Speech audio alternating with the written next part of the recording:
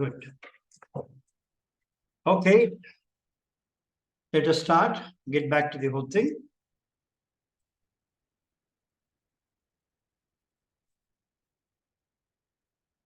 I hope everybody will join soon. Yeah, hurry up. Good. Okay.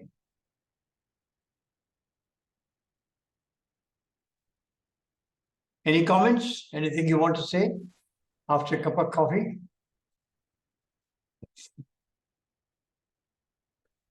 Yeah.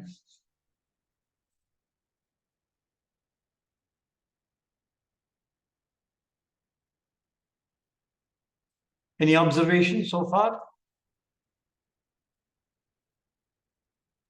Sir, how do you view, as you said, like another 2 years, the teacher's role is going to be, very, very minimal. And what would be the condition of the teachers? No. The teacher's role will not be minimal. No. Okay. It will be 4 times more. Because, Okay. because now the teacher is not a lecturer. Not one who gives a lecture. No. Because the moment the teacher has to start focusing on learning rather than teaching. So you see, his teaching is not tremendously important. But what happens as a result of his teaching on the learners and trying to find that out and then monitoring his teaching or her teaching and controlling the entire activity, input activities. Therefore, the teacher's role will be much more and very much more complex. So you see, your profession now will become something where you are a greater controller of things. And you're expected to do much more than what you're doing now. Like, for example, you see, you have to create this ability to learn to think. So you will learn to use such language in the classroom where you encourage learners to think. Now, in order to encourage them to think, you have to create such an atmosphere in the classroom where you construct such questions which direct them to start thinking about the subject, about the topic. And if you have to do it as a teacher, now you have to think of those points in your lectures where their critical thinking can be initiated. So you see, now you start thinking about your own teaching. So it's not going to be a mechanical thing.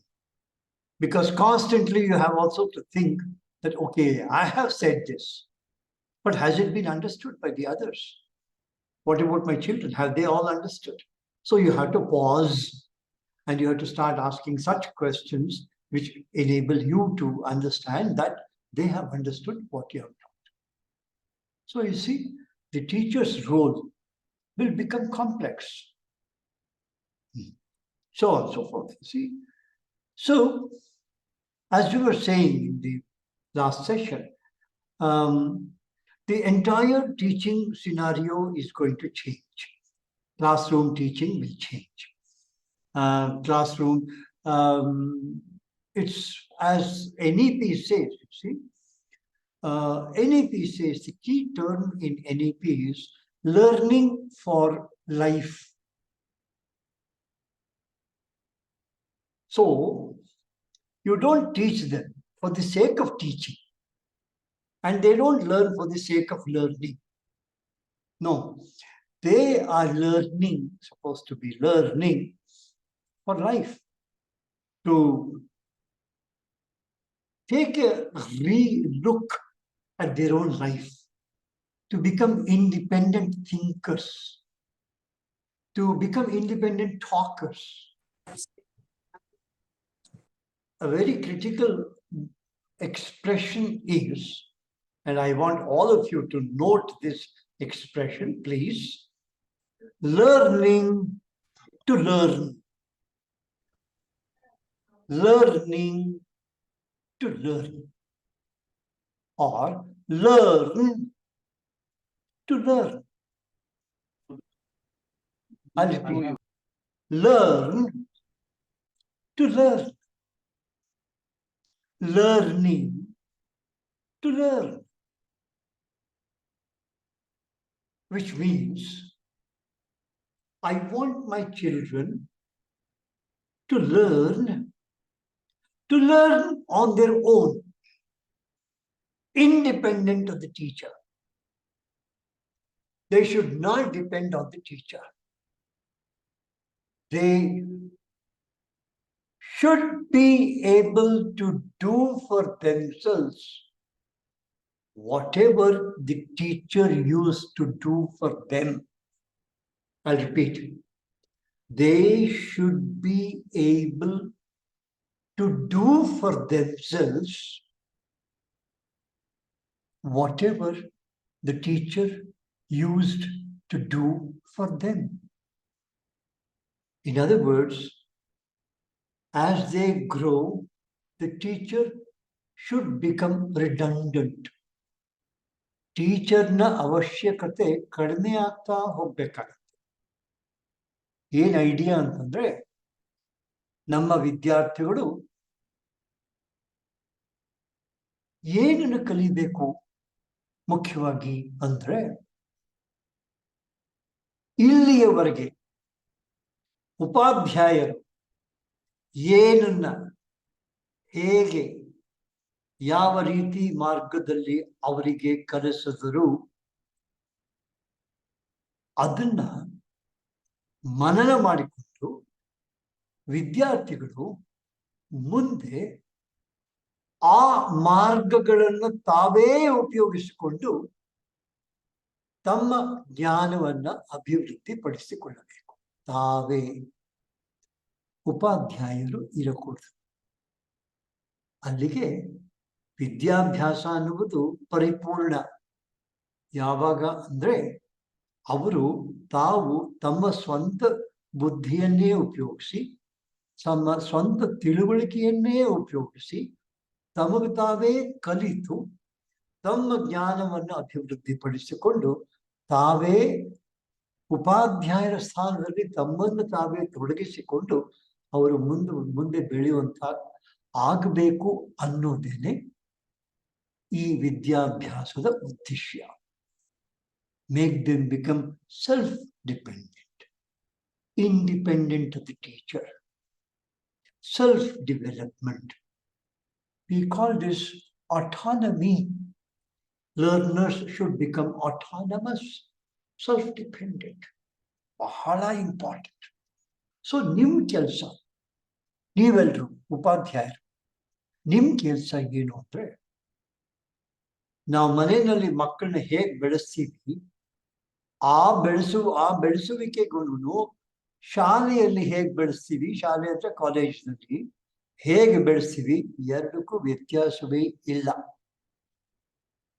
ಮನೆಯಲ್ಲಿ ನಾವು ನಮ್ಮ ಗಂಡು ಮಕ್ಕಳಾದ್ರೂ ಆಗ್ಲಿ ಹೆಣ್ಣು ಮಕ್ಕಳಾದ್ರೂ 18 ವರ್ಷ ಬರೋ ಹೊತ್ತಿಗೆ ಅವರು ತಮಗೆ ತಾವೇ ಆಲೋಚನೆ ಮಾಡಿ ತಮಗೆ ತಾವೇ ನಿರ್ಧಾರಗಳನ್ನ ತಗೊಳ್ಳುವಂತಹ ಸ್ಥಿತಿಗೆ ಬರೋ ಹಾಗೆ ನಾವು ಮಕ್ಕಳನ್ನ ಬೆಳೆಸ್ತೀವಿ.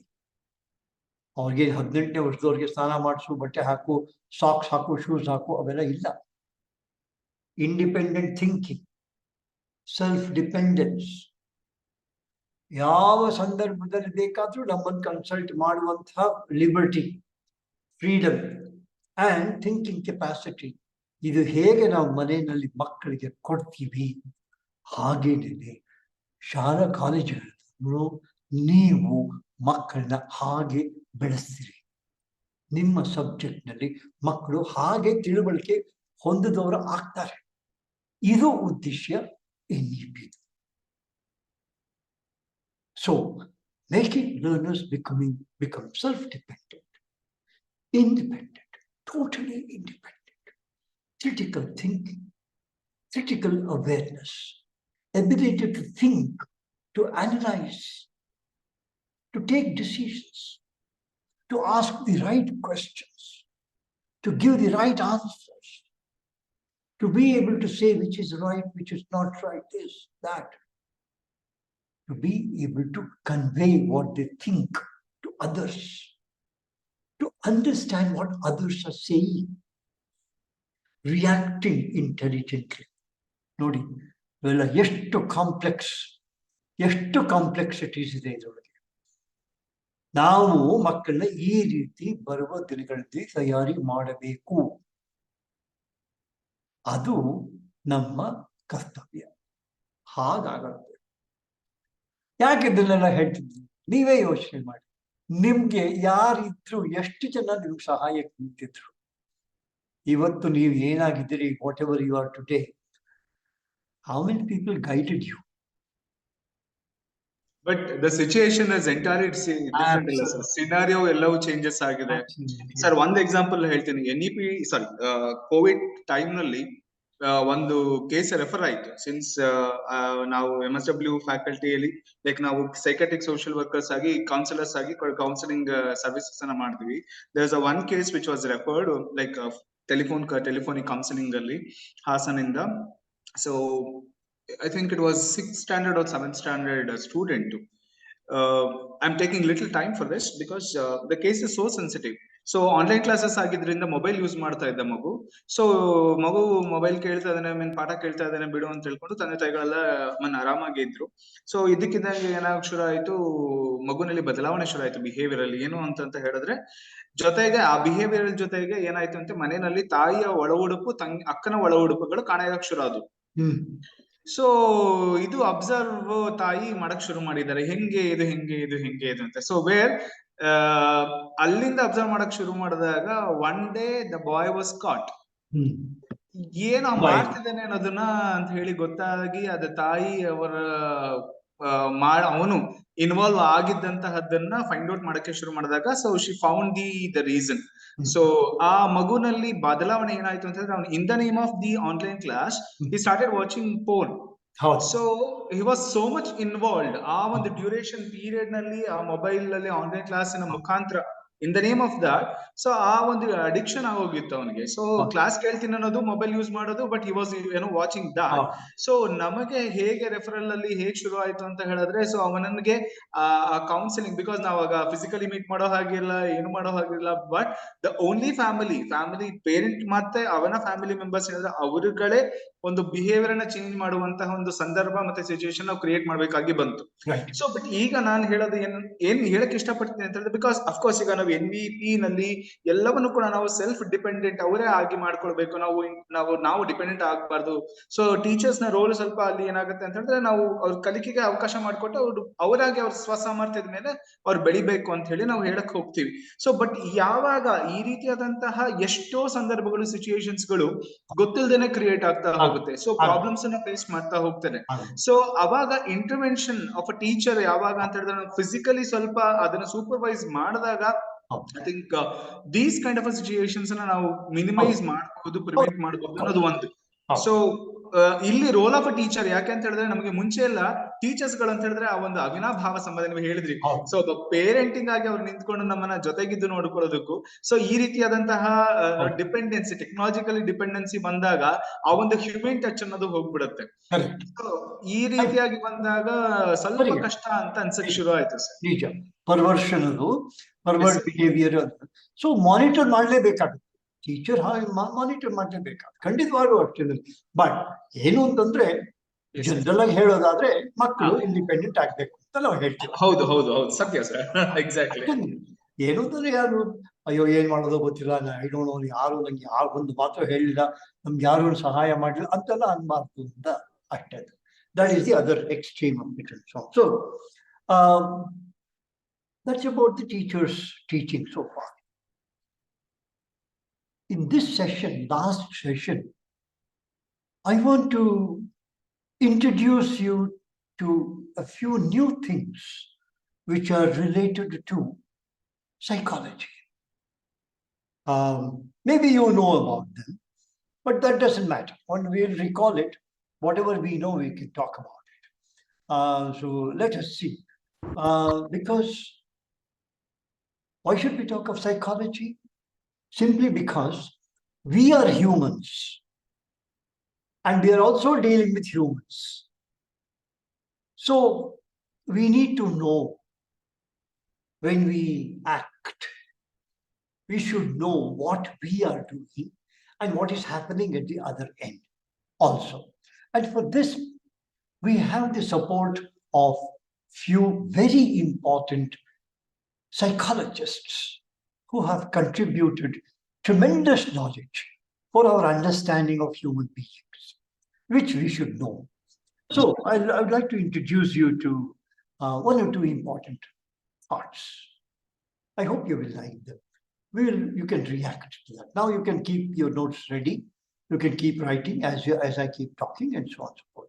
But before I start, I want to know, for us, all of us on this program, is psychology important for us? Generally, what do you think? Should we know about psychology? Is psychology relevant for us? Yes. For us teachers? Yes, Rashmi. Yes, because we are dealing with human beings. Yes. It is the behavior. Yes. We are not the matured human beings. It is Yes. at the transition. Yeah. And we are the builders of their personality. Yes. So our main content is their psychology, their Absolutely. behavior. Yes. Very And good. there is no set pattern for every teacher and every student. It Every- differs. Excellent. It differs Very from good. student to student. Very important. So Yes, psychology is important. Knowledge of psychology is very A important. teacher will excel only when we'll be able to bring all their psychology to the classroom psychology. Excellent. Well said. Good. That is from my point of view. Yes, of course. Your point of view is very well taken. Very well said.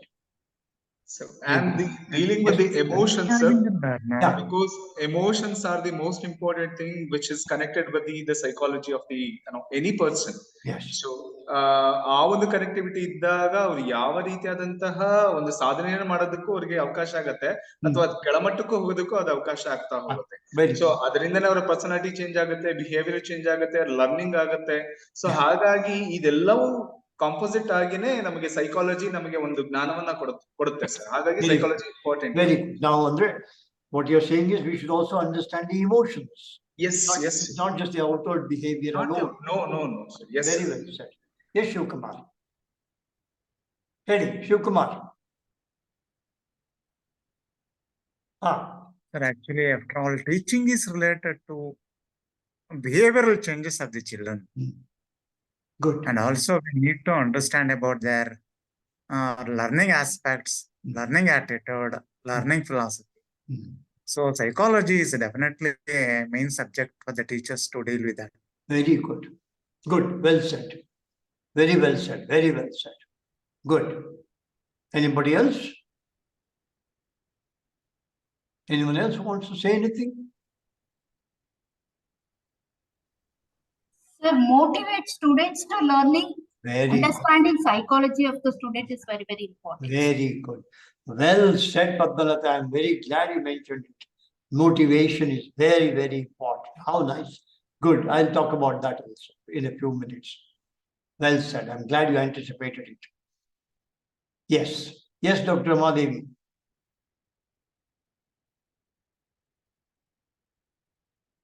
Anybody else? Yeah. Professor, this is just my experience, what we share. Yeah. We go to classroom with content in head, saying that we need to finish the syllabi in a particular classroom for this hour, syllabus, teaching, question paper. But most of the teachers forget. It's by my experience. Most of the days, we also go with our own mental pressure because we are also human beings. Yes. Each child would have come from a different psychological background. Yes. We should really appreciate those children because they leave all their psychological barriers and then confine and respect the classroom and respect the teacher and have belief in us that we are making them. Absolutely. So they come because someday we just shout at them. Someday we might scold them. Yes. the child starts immediately crying. That's The student at an undergrad level. Yes. And Yes. later on, the very naughty children, they are the people who will connect with us. It's the psychology. That's it. So, So yeah, see how much we need to know, how much we need to be aware of. We'll come to that. Very good. their eyes speak everything, Ah. Professor. Their eyes speak everything. Yes. How nice of you. Good, good, good. Because when I'm standing on the podium, Yeah. my eyes should be wandering till the last point. Absolutely. You should read That's how, yeah. the minds of that person. Good. Attract them. Attract. Yes, Murugesh. Yes. Good. Anybody else? Sir, love and affection also most impact in the commitment to create a user-centric or classroom-centric environments. Love Yes. and affection is most important. Very important. Very well said. Very well said. Love and affection. They play a very important role. Very good. Good. So, all in all, yes, psychology is something which is very relevant for us teachers. But we need to know how psychology itself has developed over the years. We are taking into consideration almost 150 years. Psychology is about 150 years old. Now, early thinking, old thought was that learning is something which is automatic. You can keep making your notes. Learning is automated, automatic. It's a pre-built system in the human brain. It's already there. It's already prescribed. We already know how to behave. This was the very early thought. And it had its political reasons, economic reasons, rulers, and those days of thinking and so on. Population was also much less. Problems were much less, but that was the kind of thing. So the old thought was that learning is an automated system, a built-in system. Now, the new thinking, which started somewhere in the mid 20th century, around 1960, around 1960, where they said, no.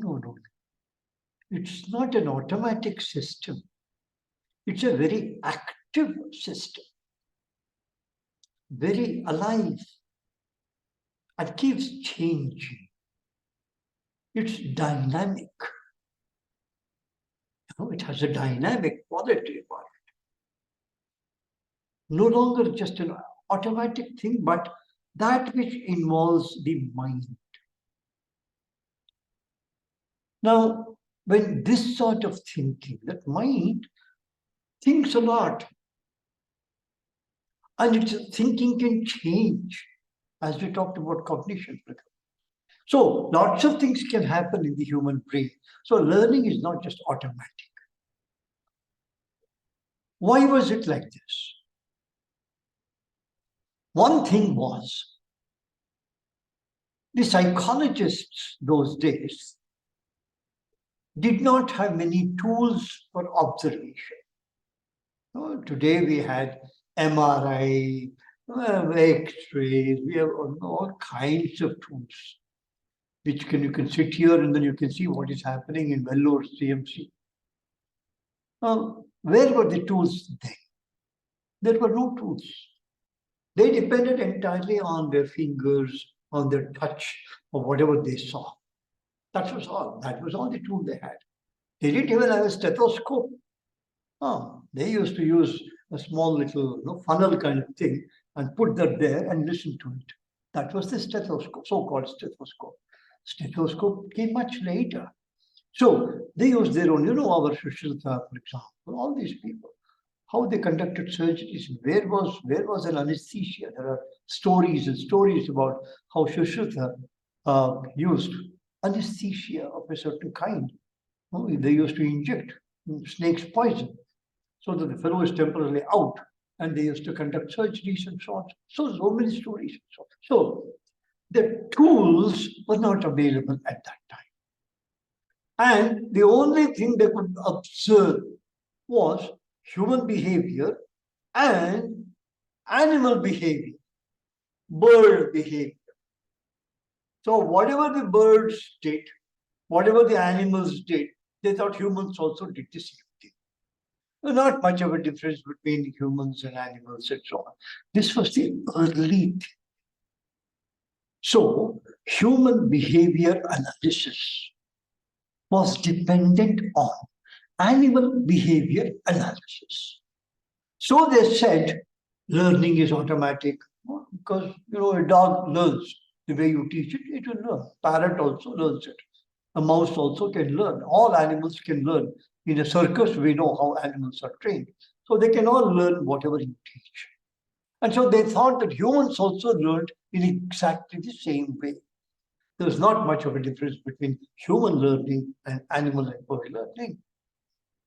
Now, this gave rise to the first set of important major psychologists who observed human behavior for the first time.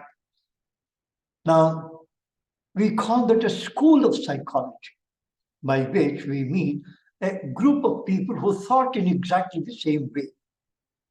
And these were people who believed in two things. One, in fact, three things. One, observing behavior, and two, recording behavior. Now, they could observe and they could record, and then they would plan the next round of action. So they said that all human beings can be observed and can be recorded. And we can predict that they will behave in exactly the same way.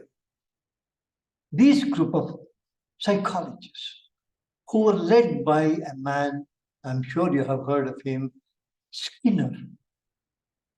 And with him were Thorndike and many others. Freud was also around, there around that time. This was in the 50s, 1945 to 1960. And they came to be known as behaviorists. So the first group of psychologists were known as behaviorists because they believed strongly in observing behavior, human behavior. And they said human behavior is predictable. You see, it can be predicted thanks to observation and recording. So if human behavior is predictable, then it's possible for us to train human behavior in a particular manner. And one of the ways in which they suggested that we could train was repetition. Repetition. Repeat many times. Rote learning by heart. And through repetition, through controlled, structured repetition, you see the words very carefully chosen. Controlled, structured, that means monitored, fixed sentences and so on. Controlled, structured repetition. Over a period of time, the learners learned automatically. That's why if you remember, those of you who remember, your grandparents, grandfather, or even your grandmother, she would ask you to repeat the bhajane so many times, it will automatically come. Do it in exactly this, cook in exactly the same way, you will get it automatically. Write it 20 times from top to bottom or bottom to top. you will get it automatic. You will learn it. Teachers used to use one aim, stick, and they would hold that stick and you would automatically learn. There was no problem. Learning was automatic, complete, and so on and so forth. And they also said that when you teach, don't teach wrong things. Teach only the correct things, right things. Because if you teach wrong things, incorrect things, they will learn that.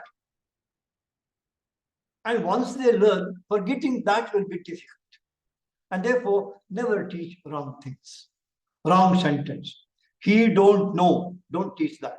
Always say he doesn't know. Teach he doesn't know only. So even if somebody says he don't know, give one stick and let him say he doesn't know.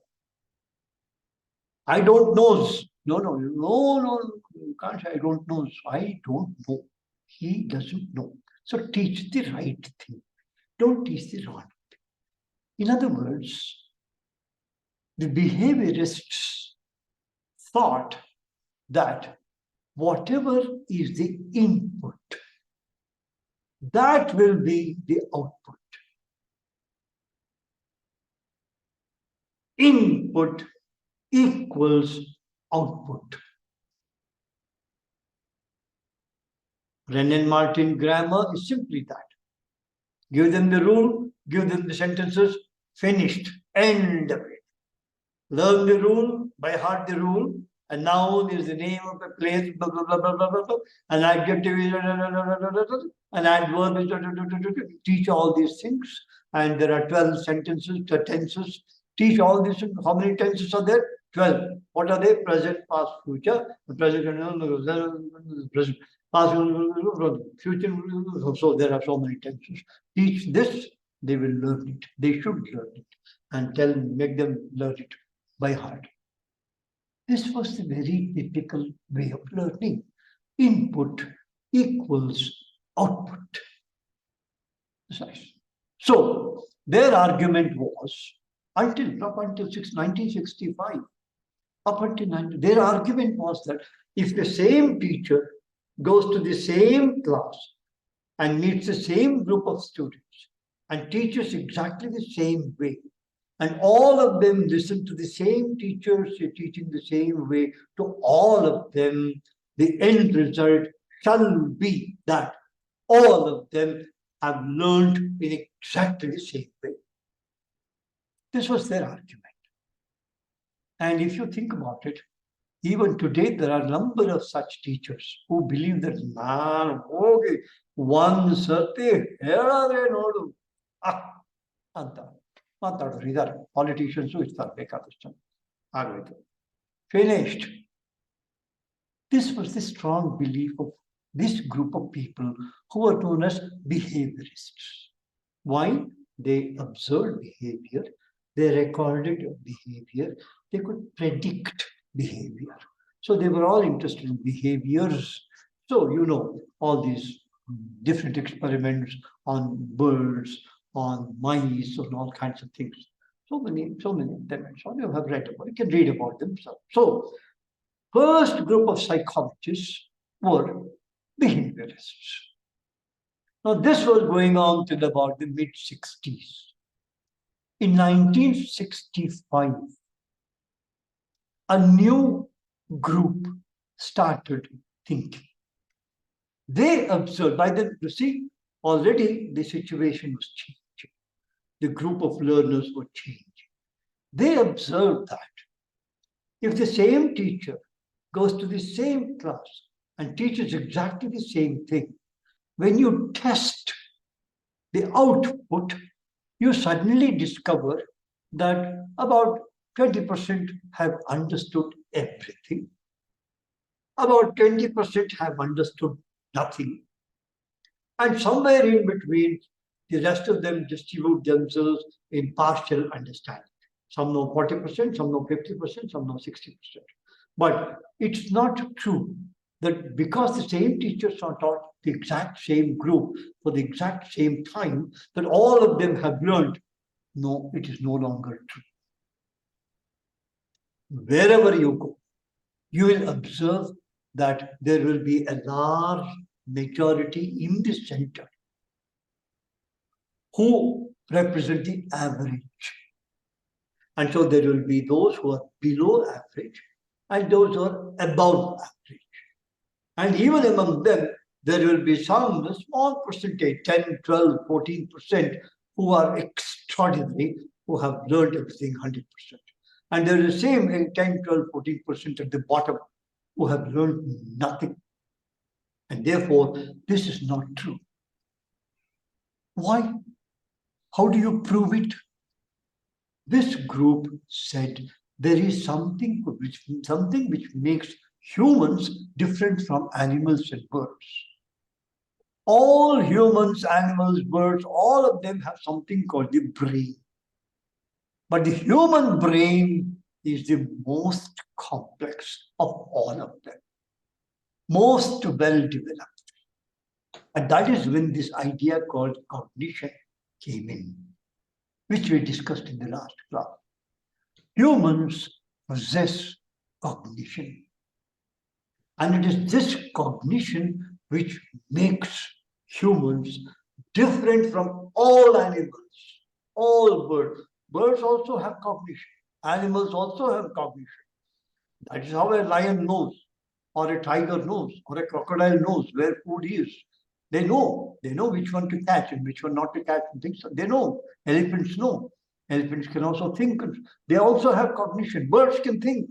Otherwise, you can't imagine the same bird coming all the way from Russia to Rangantik to here and coming to the same nest to have its babies. How do they know? They have a cognition. They do. But comparatively, that's we call it, relatively speaking, human cognition is more complex. And so this group of psychologists who were led by somebody called Chomsky came to be known as cognitivists because they talked of cognition. Cognitivists. And Chomsky, Chomsky, Chomsky and a few others along Chomsky worked very hard. And Chomsky said one or two very important things. He said that human beings are born with a capacity to learn. All human beings on this earth, wherever they are born, because they are human beings, they are born with an inbuilt capacity to learn. Learn everything, including language. All human beings can learn, and they have an inbuilt capacity for that. And this learning, which you can't see, but you know it is there, and it's there in the brain, in cognition. So this learning center in the brain, he said, this learning center is very active. And therefore humans are very active. They learn language, they can see, and so they can learn perception, they can understand differences between tall, short, fat, thin, they can understand all these things and so on. And they can also create language. So we have language which has been created. Dappa, Sanna is a language which we have created. And we have created those language as concepts. So the moment I say Dappa, the moment I say busy, I understand what is busy. And again, it's a concept. So I build concepts. And I also build new words for these things. So environment. Oh, environment. So I give it a word. So environment. So I create a word and I create a concept, an idea. So humans are capable of doing this. And we can also use sentences. We can use words in our conversation, communication. We use lots of them. And we communicate. Humans can do it.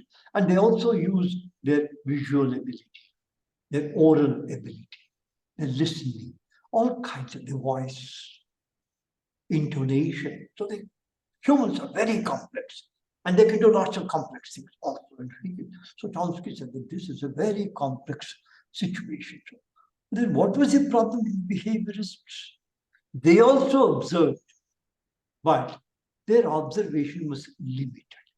If you asked them, if you told them, look, you said one teacher teaching the whole group, all of them will learn in exactly the same way, but that is not the case. They would say, okay, is that so? Yeah, I need to observe that. I don't know how to explain. My theory doesn't explain that. So behaviorists had a problem. There's a limitation. And so their limitation was that they didn't have tools to explain exactly how human behavior works. And so cognitivists added cognition, and that made learning quite easy. So you could explain lots of things because now they said input equals intake was behaviorists. Cognitivists said no. Input is not equal to output. Why? Why not? Simply because there is something called intake. So the behaviorist said input equals output, like a Xerox machine. You put it here, press, and the whole thing comes out there. No, human being is not like a Xerox machine. They said that whatever is the input, there is something called intake, which is cognition. And that intake processes information. It's a database. It has a processing mechanism.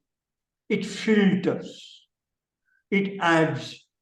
It removes. It does lots of things. And then comes out the output. That's why you see, when they ask a question to these learners, they may give a totally different answer. Why did you say like that? Did I say it? No, I never said it. No, you said it. No, I didn't say it. You are saying it. No, how do you get this answer? You get this answer because the input was processed differently, and so the output came out. So human beings have this very complex mechanism. Yeah. Okay. So cognitivists made a tremendous contribution to us. They were the people who talked about errors. That human cognition can learn, can also unlearn, can store new things, can forget old things. It can choose to forget also. I can decide that I will forget this hereafter. I won't remember it. I can. Just as, for example, now I will remember this. Yes, I will never forget this. Yeah, I make a note of it. So human beings can do lots of complex things, and therefore cognitivists made a major contribution to our understanding. This was the second school. First school was behaviorist, second school was cognitivist. Do you understand what I'm saying? Am I clear to you? Am I going too fast, or is it okay? Can somebody tell me whether it's all right? Good. So, when cognitivists talked about human behavior in this fashion, the third group of psychologists came. They said, learning is not just input, intake, and output. Oh, learning is not just that. They gave examples. So one of the examples they gave was, they said, look, take for example your class where this child, for example, this particular child was very bright, was giving answers to all questions, was very smart, but today somehow she is not happy. She is giving wrong answers. She doesn't remember everything. So you start questioning what exactly has happened.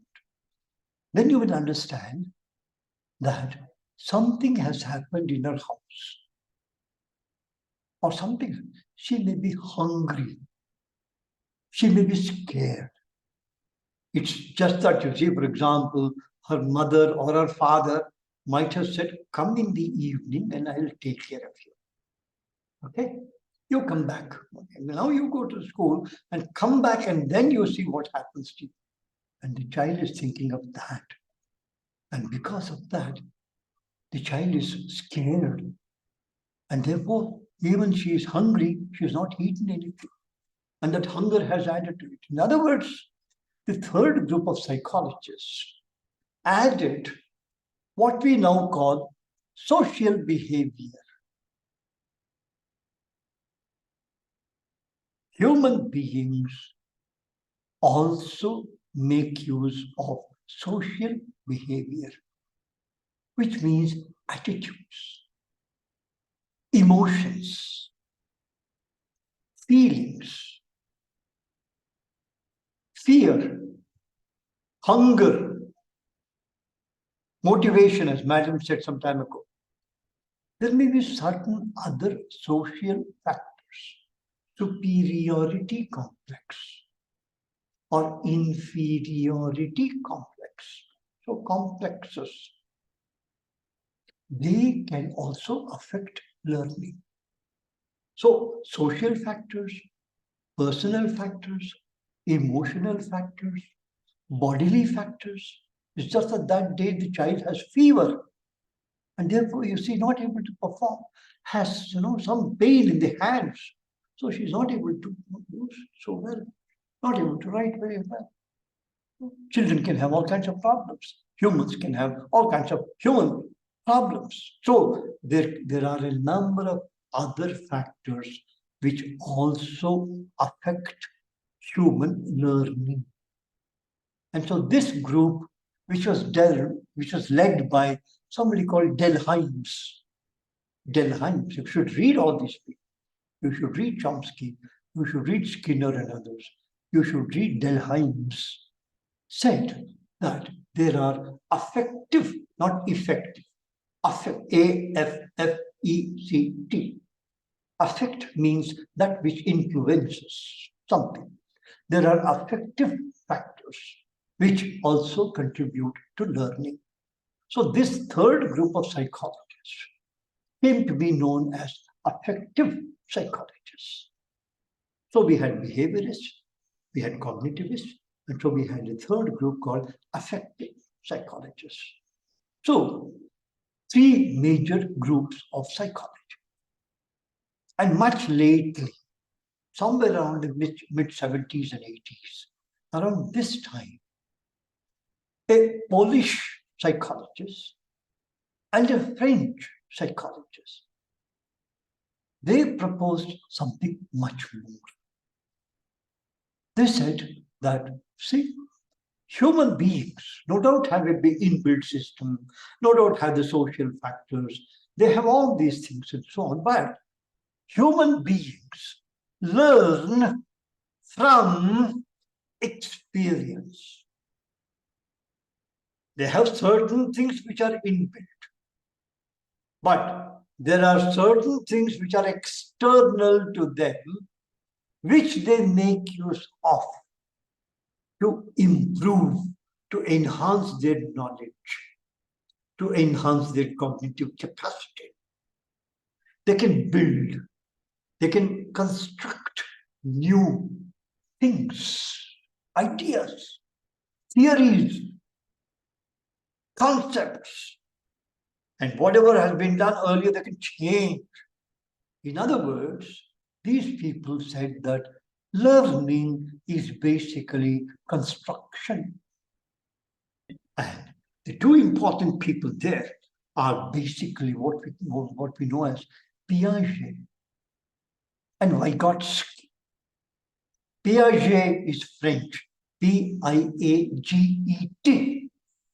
You don't say Piaget, you say Piaget, P-I-A-G-E-T, Piaget. And Vygotsky or Vygotsky, V-Y-G-O-T-S-K-Y.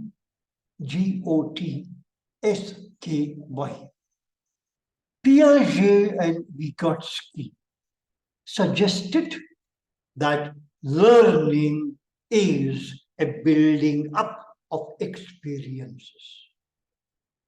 It's experience which develops one's learning. How nice. You can see those building blocks which children use. Now, by using those building blocks, children learn new things. And human learning is also like that. Those of you who have, for example, if you have seen Himalayas, then you know, for example, what snow is. Those of us who don't know snow, we don't know what snowing is, snow is, and how to survive on snow, we don't know. We don't have that experience. So we have to do that. We have to get that experience and build on that. Today we are interacting online like this. Where was this a few years ago? We had to sit together. Today we use the term offline, which is not the correct one. It had to be face-to-face, and we had to sit in the classroom. If there was no classroom and if we didn't sit together in the classroom, there was no teaching at all. We could never do this. But today I can do this with anybody, anywhere, across the world, across the globe, in real time. So I can do all these things today. So we have learned it. So today we know how to use the mouse, we know how to use the keyboard, we know all these things and so on. Just no time you can flick it in. You know, you can unmute, you can mute, you can do what you like. How is this possible? Experience. So this last group of psychologists, the fourth group of psychologists, came to be known as constructivists, or behaviorists, cognitivists, humanists or affective psychologists, constructivists. So for constructivists, learning is a process of construction. What construction? Construction of knowledge, of information, of vocabulary, of experience, construction of life. And therefore, when we know these four schools of psychology, we now have to ask the question related to that, namely, is psychology important for us? Has it taught anything to us? Has our knowledge of human beings, human learning, human teaching, all these, has it improved in any way? Look at behaviorists. They started it. Look at cognitivists who added information to that. Look at affective or humanists who added human value to the whole thing. And now look at the constructivists, how they have talked about construction, that experience. And you and I, again, we have met. We have constructed knowledge in our own way. So, are these schools of psychology relevant? Do they work? Do they operate in our classes? That is the question. Do they exist in our classes? Are they there? And when I take a look at my classroom, when I take a look at my learners, I told you in the beginning, don't forget learners' parents, home, parents' education, the environment, the background, how much of information is available to the students, what knowledge have they built up, what is their previous knowledge, previous experience, what do they come to the class with, have they had food, are they calm, how many of them really have a table and a table lamp and a shelf where they can put all their books and so on, where they can sit and work. How many of them have such a facility in their homes? Do they have peace of mind? Are they calm? Are they ready? Are they ready to learn? Are they encouraged to learn? See how many questions. All these are the human questions for which we have to find answers. And so, having talked for such a long time, I will now take a small little break for you. I won't go out anyway. Oh, the question is, you can react now. How do you react? You can say now, how are these concepts in psychology, schools of psychology, relevant to you? Which of them? Where? Where would you like to look for if you have an issue or a problem? Which psychology would you like to refer to? How do you see? What happens inside the class? Is it behaviorism there, or cognitivism, or humanism, or constructivism? And when you teach, how are you teaching? Are you constructing something? Which school of psychology will be relevant to you? Anybody can now react. Enjoy talking. I'll give you a few seconds to think and then start talking.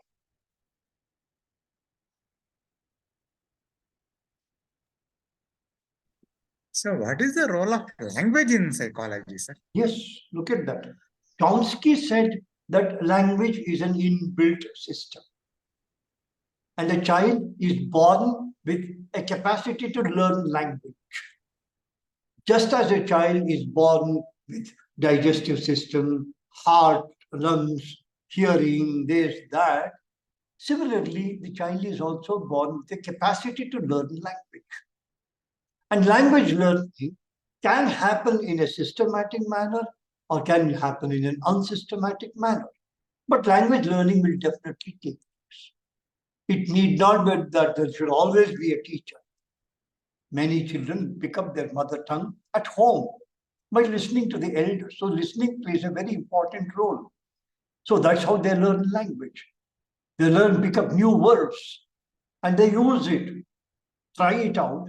And somebody in the family says, oh, very, very good, correct use of the word. Where did you learn it? And the child will say, oh, I have learned a new concept, new word, new sentence. So that's how language develops. And there's more language learned in the school. School teaches new language, textbooks. So language development is an integral part, a symbiotic kind of a growth, which grows with the human beings simply because they have this capacity to grow. And the constructivists said that, look, experience gives them not just that experience, but also language, which goes with the experience. So we have all these new words. So language is a part of learning. And language learning is also part of various types of learning. Did you get it? What the Vygotsky theory of learning is based on language. Yes. Learning proximity of learning. Of course, yes. That's what it is. No, he may not have talked about language learning as such. He has talked about the kind of conditions which enable one to learn faster. Anything experientially. But as teachers, we can see language also as part of that. For example, if you're doing an engineering course, you're learning engineering as well as the language associated with engineering. With law, for example, you're learning the rules of the law as well as the legal language. So you see, language is integral to all learning. Wherever language is required to be learned. If you're a car mechanic, you will learn the car mechanic language. You know, if you're a welder, if you're a carpenter, you will learn that one. So you will learn the language which is relevant to your learning. So language learning is part of it, part of all learning. How you learn differs.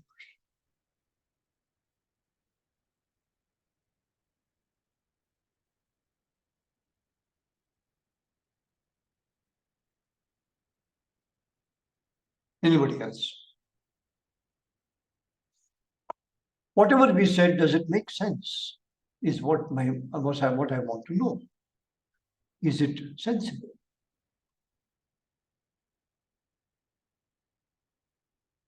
Is it relevant? Is this knowledge relevant?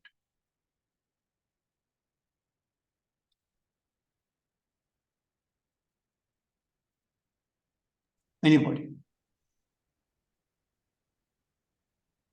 So when it comes to these application at the higher education institutions, how practically it is going to have an effect, and it will also affect on students and teachers, because the strength of the students basically is one thing, and the interest of the students matters.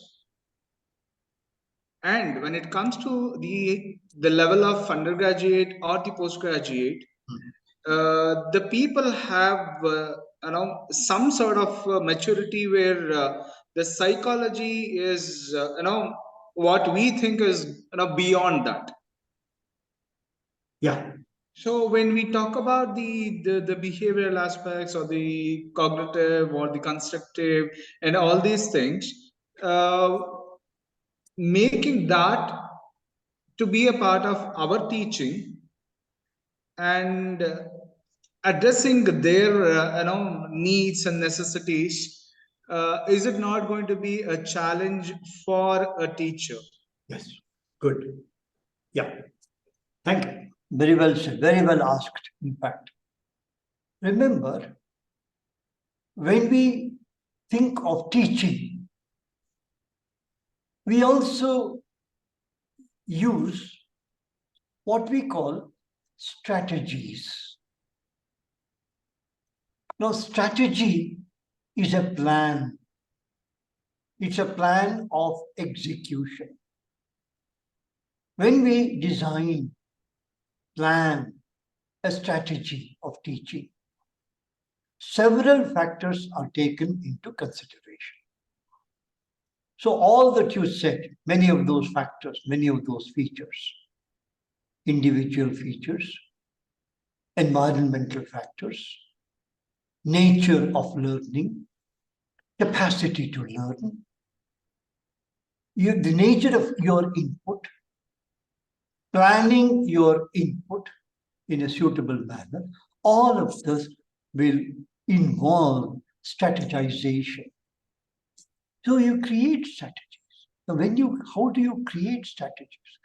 You may do it consciously and you may do it unconsciously also, but you're aware of what you're doing. If they want to sell Sony TV in the midst of LG TV, Samsung TV, that TV, how do you sell it? You use strategies. How do you plan strategies? Where would you like your TVs to be sold? Most of our better TVs are priced 60,000 and above, go up to 4 lakhs. So who will you target? Where will you target it? And how will you project it? Who will you bring into your ads? So what should they see? What should they hear? What will be the visual in it? You see, all these are strategies, strategization. We do a similar strategization inside the classroom also. And when we do it, we take into consideration several factors. If you're addressing a group of learners who have problems with mobility, they have some physical problems with mobility. So how do you design your laboratory sessions for them? How do you strategize there? So you see, in fact, at every stage, consciously and unconsciously, consciously or unconsciously, you would bring in different ways in which you would like to make a success of whatever plan you have. For example, I know that all of you in this group of 30, for example, come from different backgrounds. How do I create, construct my lecture, 4 sessions. How do I do that? What are my inputs? And how do I develop the input? I strategize. And how do I organize my input? So you see, I do strategize. So will you, Nagesh, and everybody else in this group. All of us do that. And therefore, you see, it's when we plan, when we propose, when we strategize, when we implement, put it to use, we strategize. And that is where all this knowledge and information becomes relevant. No? Just as, for example, Rashmi taught in Bangalore in that highly sophisticated area, and now she has to strategize totally differently when it comes to Hunsur district. Just imagine, and you're yourself there. If you were to teach in Bangalore rather than in that border area, you will strategize. And so all this knowledge will come to use. Do you agree? I do agree, sir, 100%. Because when I was working at the St. Philomena's, I had students from the Nukan corner of India and the abroad. Almost 32 different country students I had, and almost all 27 state students were there. So where the environment of learning was entirely different, because it was a mutual. I would say it is. I used to learn from them, and the students used to learn from me. But when I came here, it's an entirely set of students. What I am having right now is entirely different. It's unpredictable and unbelievable that, okay. So I never thought I would be dealing with, because by the way, I had a past experience, working at University of Mysore, Chamrajanagar. They have a PG center there. So where I had the similar kind of a set of students what I am having right now here, where in Andhra Pradesh, but the mentality as we have, like the Karnataka's mentality and the Andhra Pradesh mentality, it is entirely different. So entirely different. As you said, the strategy what we have to make is most important. And as you mentioned, the background of the people, when it comes to the economical background, the family background, all these things matters a lot, because that is what the thinking level, the thinking pattern, goes into the learning process. Absolutely. Now you get it. Yeah. Anybody else?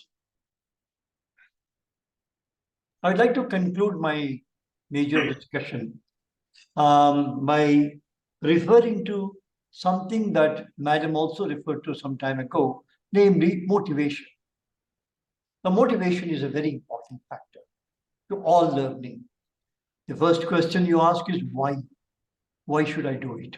Why should I do anything? And that is the starting point for any motivation factor. And that's when you ask a question like why. The motivation is of two very important types. One is what is known as instrumental motivation. You should know this. Maybe you know about it, I don't know. But I'll anyway mention. First type of motivation is what is called instrumental motivation. And the second type is what we call integrative motivation. Integrative motivation. So motivation is looked upon from two angles.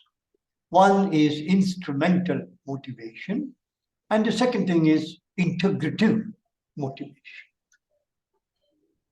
Very simple to understand. I want to go to Japan. I'm visiting Japan for 2 months, maybe 3 months. So if I have to go to Japan for 2 or 3 months, do I need a total knowledge of Japanese history, literature, all kinds of things and so on? Not really. I just want to survive. I'm going to somewhere like Nagasaki, for example, and I'm going to stay there for 2 months or so. So my minimal survival Japanese. I want to ask directions. So I want to tell them I want bread. Where can I get it? I want cheese. So I have to use the right word. So I need Japanese purely for survival. That type of motivation, mainly required for survival, is what is known as instrumental motivation. So anything that you just want for survival is instrumental motivation. Whereas, if you want to sort of get into Japan, be a part of Japanese, you want to have a future there, you want to build your family life in Japan, survive there, pick up a job in Japan, learn Japanese, not just language, but also way of life, how to live in Japan, and what are their customs and traditions. How do they shop, for example? How can you shop? And what do you do? And all these things and so on. You learn the economics of Japan. And you learn about their culture also, and so on and so forth. You learn all these things simply because you want to be part of Japan. That is called integrative motivation. You want to integrate yourself into the language, the culture, the people, the society, and all kinds of things. And that is integrative motivation. So, instrumental motivation and integrative motivation. Anything, any program, any activity. For example, this program, have you come for instrumental motivation? That means just want a certificate from, I want to spend so many days, listen to all these things, get the certificate, go home. Instrumental. Or do you really want to listen to each lecture, learn all the information, make your thorough notes, take it to your classroom, use it there, tell it to the others, participate in seminars, presentations, publish papers. So you want to use this program for all that. And so this program should be part of your life. And that is integrative motivation. Okay? So whatever we do, whether we eat, or whether we dance, or whether we shop, whatever we do, drive. You want to learn driving because it is inevitable. Whereas you just want to know driving. It's okay. In an emergency, if needed, instrument. But really want to, that's your profession, but that's absolutely needed. You have to drive 10 kilometers each day, each way, integrative. So that which has a long-term need is integrative. If it has a short-term, immediate need, simply instrumental motivation. Thank you. Thanks a lot. I will stop here. If you have any questions and comments, you can make it. Hello, sir. Hello, sir. Yes, you can talk. Yes, Swami, Dr. Swami. Okay, sir. Yeah. Sir, slow